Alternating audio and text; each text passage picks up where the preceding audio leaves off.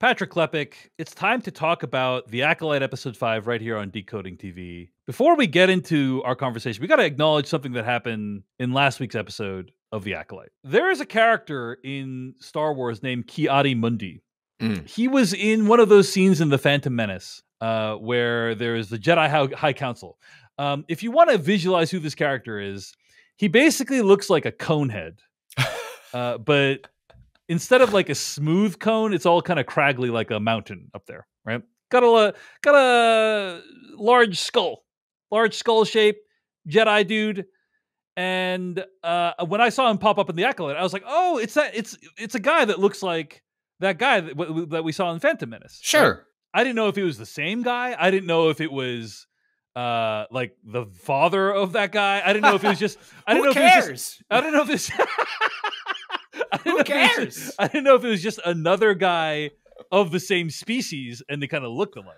Sure. But no, it turns out that Ki-Adi-Mundi is, in fact, the same character. In the credits, it's the same character. Now, why is that a shock? It's because, obviously, The Acolyte takes place, I think, like 100 years before the events of The Phantom Menace. Mm-hmm. And so how could a guy, Ki-Adi-Mundi, look like he's the same age, roughly, in this show, The Acolyte, and also The Phantom Menace? Also, according to Star Wars Legends, which is the non-canon sort of source material for some of this stuff, Ki-Adi-Mundi was born in 93 BBY, around 40 years after The Acolyte takes place. And I know what you're thinking, you and millions of Star Wars fans. How is this possible? How is it possible for a character born after the events of The Acolyte to be in The Acolyte? Well, this created a massive controversy, and people were apparently not happy about the show breaking, I must reiterate, non-canon, right? Calling these people that care people is maybe a generous interpretation of the word people. Wow. Look, Patrick, I don't like to be proscriptive about how people watch things, you know? Uh-huh. I don't like to say, hey, you must watch it in a darkened theater with strangers and, you know, you must not use your phone. I mean, I do say you must not use your phone, but I don't want to say like, hey, turn off your brain, only watch it this way. Having said all that, if this bothers you, I think you are watching the show wrong. And perhaps Star Wars in general incorrectly, you know?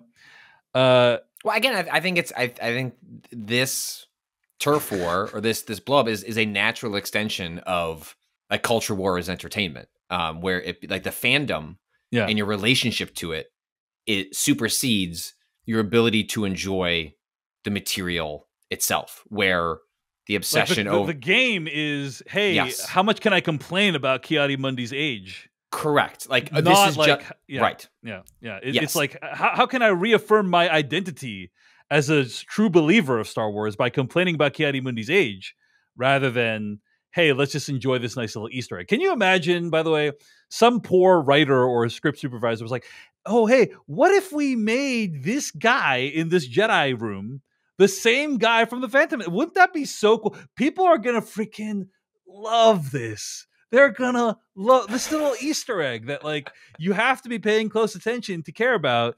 They're gonna love this.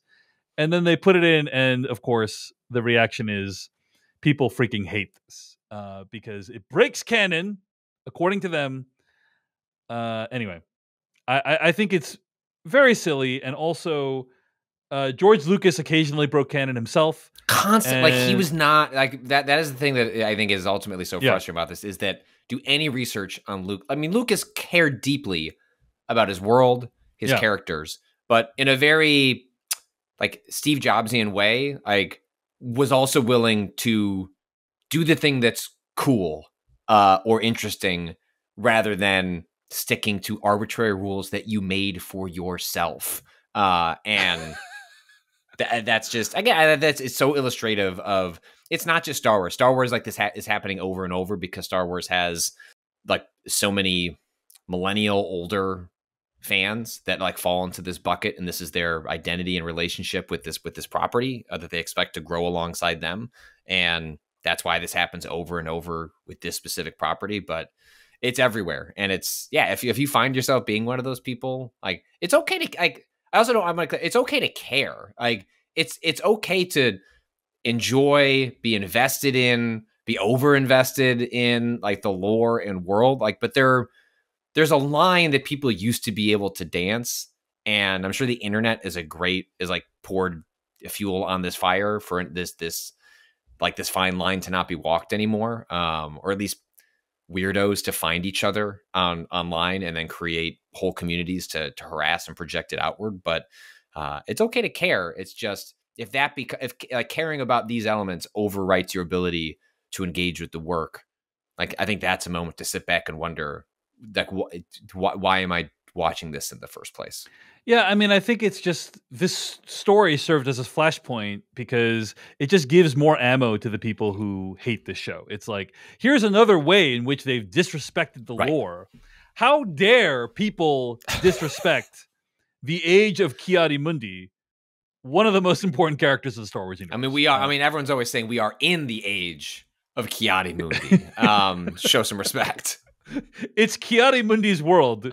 We're just living in it, is I think what the people say. But yes, I got a T-shirt upstairs. I don't like to wear it on the show, but these are not serious people. Anyway, not to say we are, but I'm just saying definitely these. We're people better are. than them, though. You know, in the pecking order, slightly for sure.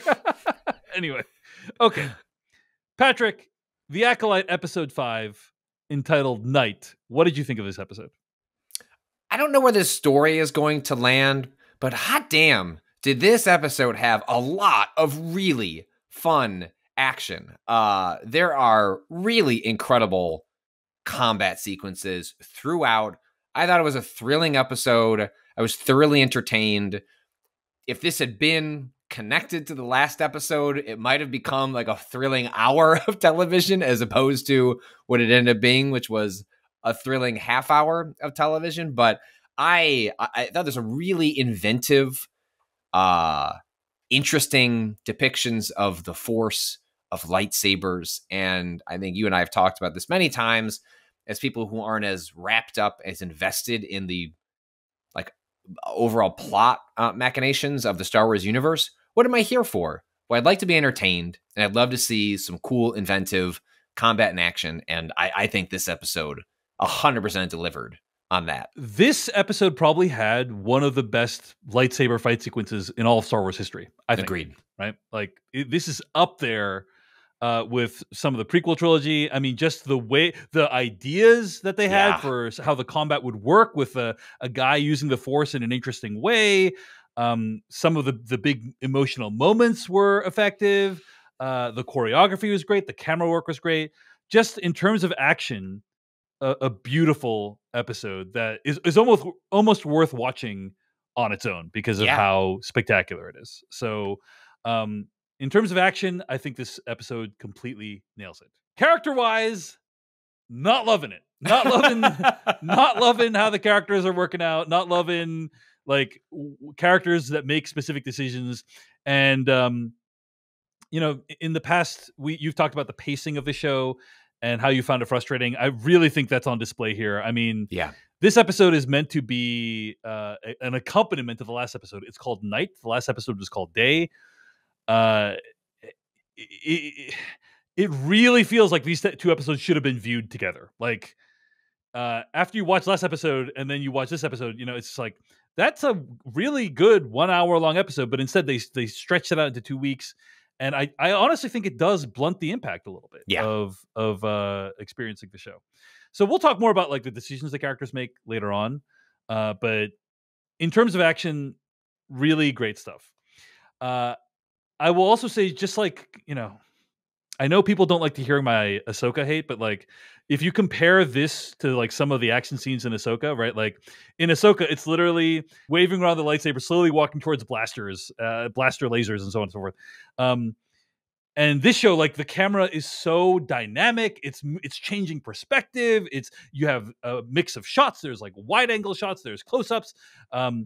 And there's like interesting compositions, and so it understands distance, right? Yeah. Like that's a thing that's like the episode hammers over and over again is like characters with lightsabers far apart from each other, boring. Well, unless you're this show, and like they found many different ways to make distance have tension and be I mean, there's a and look chase, epic. There's look a epic. chase sequence with the lightsaber that is freaking awesome. Like one of the coolest things I've seen in Star Wars. And it's there's several. I kept thinking, oh, I guess it's they saved all their ideas for this moment, and there's like 10 minutes left. There won't be anything else, and there was always something else all the way through the episode. It's epic. It's like if you're a Star Wars fan, like I think you'll be really well served by the action of this. Even if you're episode. checked out on sort of Star Wars, not that interested in the story, like again, like rather than watching a YouTube clip, like it's worth like pulling up Disney Plus if you've got it, watch it in 4K. Like just you can watch this episode and just appreciate. In many ways, it makes it like more like when it's not done well in other Star Wars works. Like, oh, despite the fact that we've seen this iconography, this approach to a certain style of combat so many times, there is actually so much more here if the right eye and talent and creativity is applied to it. And so it really raises my standards for what is possible in Star Wars choreography in a way that, yes, there was some good fights in Ahsoka, but what's on display in this 30 minutes is a higher level of caliber of anything that I've seen out of Star Wars. I don't know, outside of maybe the throne room sequence from The Last Jedi is the last time I remember being as impressed by just the idea of lightsabers in a combat sequence. Yeah. It's epic. It's epic. So I just want that to be the big takeaway from our overall thoughts, that like we thought the action was awesome. Okay. Now it's time to get to what actually happened in the episode. So probably going to get a little more negative from here. Buckle up. All right. Most of this episode involves a massive fight scene between the Master, Maze Master, and all the Jedi that showed up to deal with him. Essentially, the Master faces off against everyone and pretty much kills all the Jedi, including the Padawan, whose name, by the way, I think we learn is Jeki in this episode, right? That's the first time I think it's I believe spoken. So, yes. Yeah. And Yord. Yord is also killed, so it's like pretty shocking. No, shocking not Yord. Wow, Jesus. Anyway, I have to say a little bit of a bummer that there is a bunch of red shirts in this episode. Like all these Jedi, like we don't really meet any of them. We don't give a shit about any of them. In fact, I think even Star Wars, I want to say I saw a tweet from Star Wars even making fun of this fact. Did you see this about like showing like red shirts on? Maybe it was a fan account, but it was basically like showing that like all the Jedi and like they all had like red shirts on them, right? It is on some level it is neat to see like the show is not precious about those characters. Even some, as we'll get into, characters that are sort of main characters for this show meet untimely ends here in a way that I think was really integral into making the parts of this episode that do work was as the episode goes along. Yes, there are red shirts, and I think those exist mostly to pace out like the other major character deaths that are coming along the way. But what I found myself as the episode went along was every time someone was in danger, rather than my impulse being, well, of course they're going to make it to the next episode, being like, shit, like actually this show is like so far just like checking off a list, and like this character might be next in a way that is not usually how Jedi fights, especially the quote good guys, are portrayed. Yeah. Sorry, by the way, it's Star Wars Explained posted this. I just texted it to you, Patrick, in case you want to see it. But Star Wars Explained posted an image of all the Jedi wearing red shirts in the scene. But yes, you're right. They do pace it out a little bit, and that is worthwhile. I mean, there is an extremely badass moment when the Master, who, by the way, we later learn is Chimere, so I'm just going to say Chimere from now on, where Chimere stabs a Jedi through like the torso and then uses the Force to pull another Jedi into the lightsaber, impaling two Jedi in one lightsaber, which is like really incredible. So good. Yeah, really good. Really good. Anyway, well, there's a real maliciousness to the fighting style of Chimere that is. He wants to like maim. He wants to make people suffer. There is certainly strength in your Darth Mauls, your Darth Vaders, but there's an edge. Yeah, nastiness. There's a nastiness that feels distinct in the fighting style. And like, that's, what else do you want from a fighting style than it to reflect the personality of the character, especially one with a messed up mask on for a good chunk of the time. Yeah. At one point, Jackie handcuffs May, but before she can bring her into custody, May's master fights with Jackie, ultimately killing her. His mask falls off, and we learn that it's actually Chimera all along. Patrick Klepek, I called it, baby. I called it. Okay? We all made our predictions for who it would be. It was Chimera, a.k.a. the most obvious choice that everyone saw coming. So I called it. Just wanted to acknowledge that. Wow. So I'm very happy for you. Thank you. I do have to say that the Padawan had some nice moments. Like, she had the two lightsaber. Like, yeah, Chimera had this thing that would like disable lightsabers temporarily, and that was a cool concept. And then Jackie had like two lightsabers she was doing simultaneously, which is like really cool. And yeah, I mean, every one-on-one fight was cool in this scene, or 1-on-2 or 1-on-3 or whatever it was. Like, every single like clash was super cool in this episode. But yeah, when he kills Jackie, it's like a shocking moment, right? Like, it's a like, I think there's like 3 holes. Yeah, he puts 3 holes in her, which is like brutal. And his mask falls off, and we learn it's Chimera. Chimera is Sith, and we learn that he and Soul have some history as yet to be revealed. We also learn that Chimera wants the freedom to wield his power without answering to Jedi. Now, Patrick Klepek, with the understanding that we are going to learn more about what the hell's going on here and what Chimera's history with Soul is, how satisfying was this reveal to you, given the context of the show so far? As a mystery, not that satisfying, but I thought, like, he plays a good ass, like, the personality turn that he takes. Like, I think he was a lot of fun. Like, he was clearly having a lot of fun playing. Also, freaking jacked too. Like, I think he got super fit. Like, his arms are like, he has hashtag arm goals for me in terms of like how good Manny Jacinto looks in this movie. He played a really wonderful villain, and it went. I will say, despite the mystery being kind of unsatisfying or not particularly revelatory, he was so much fun to watch that I wasn't lingering on that. And that is maybe we look back on the show and the story it's telling will be seen as like a weakness, but in the moment, the mask comes off. I'm like, oh yeah, okay. And then we're just off to the races with just delicious, like, scene chewing, wonderful, like, electric action. I just wasn't focused on any of that, which ultimately I think is going to be probably like the weird place we end up with an episode that we enjoyed quite a bit, had a lot of fun with, found really thrilling.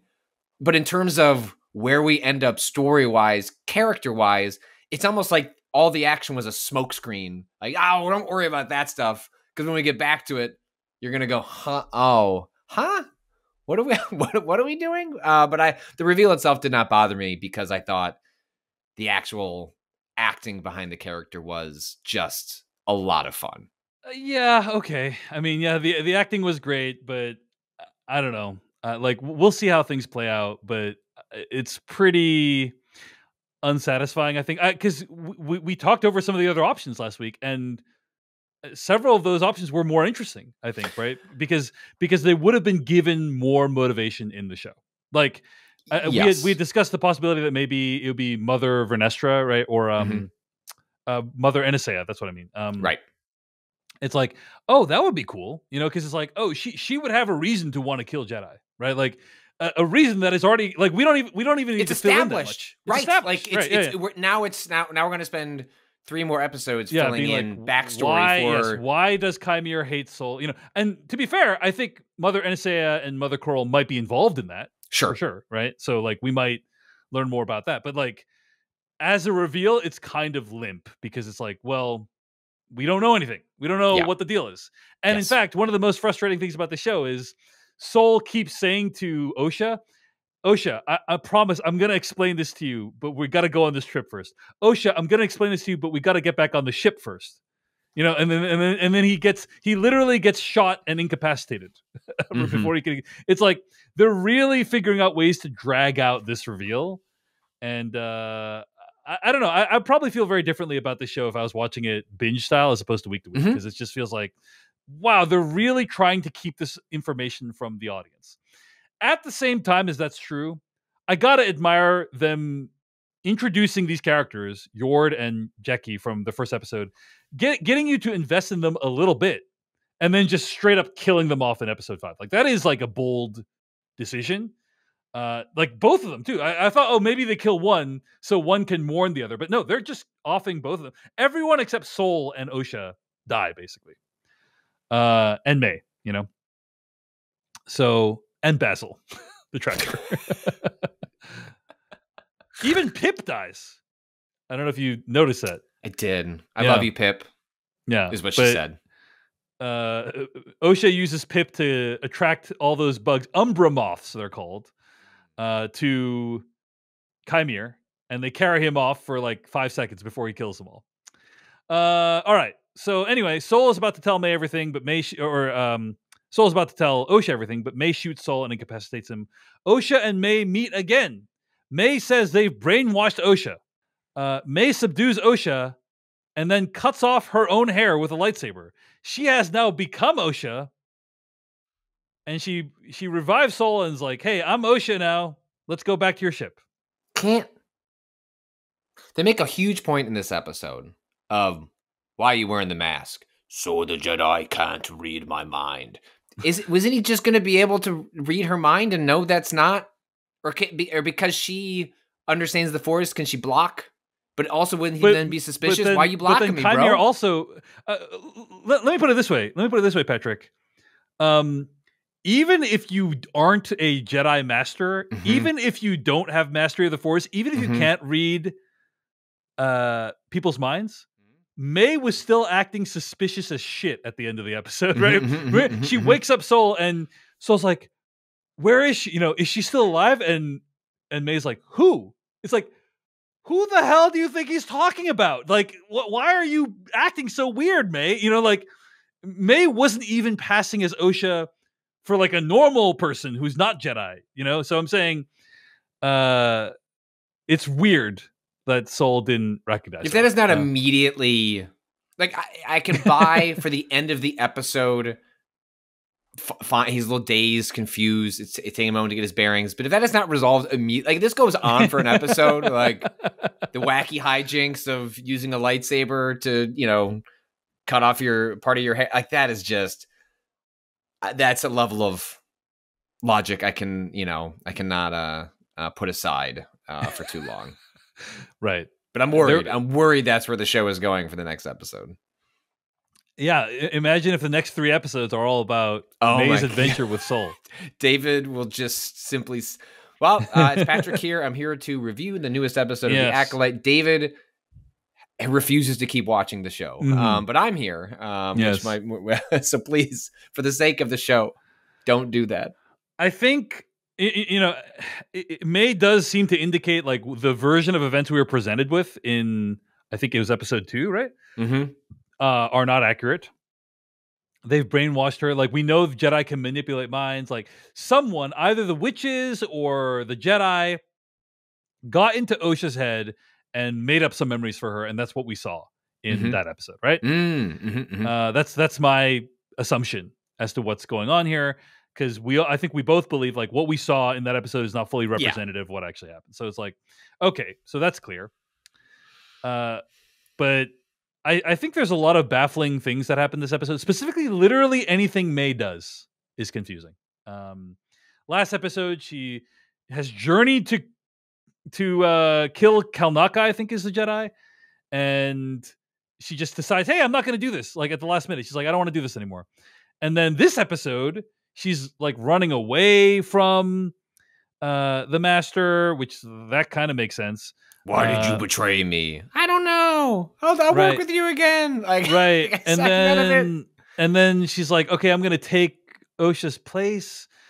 Why? So does she want to kill the Jedi again? Like she's turning back around, but she's still trying to flee. Not dead. She's still trying to flee the Master. Like, what is even going? I have no idea. I cannot follow May's personal journey at all. And I think a part of that is because we don't know what actually is going on with May and Osha. Like, we don't know what the real story is. But like, it's not a compelling character journey for me. What do you think, Patrick? Am I being too hard on the show? No, I don't think so. I think at this point, for a show that is being purposely mysterious, we've gotten too far without clarity on character motivations. I wish, especially given for how thrilling this episode was, and it's a mask reveal, I wish by the end of this episode, we had clarity on all the positions. Doesn't mean there can't still be surprises in store, like along the way, but like, I'm so tired of not knowing what the deal is with Soul. Like, that should have been clear by now.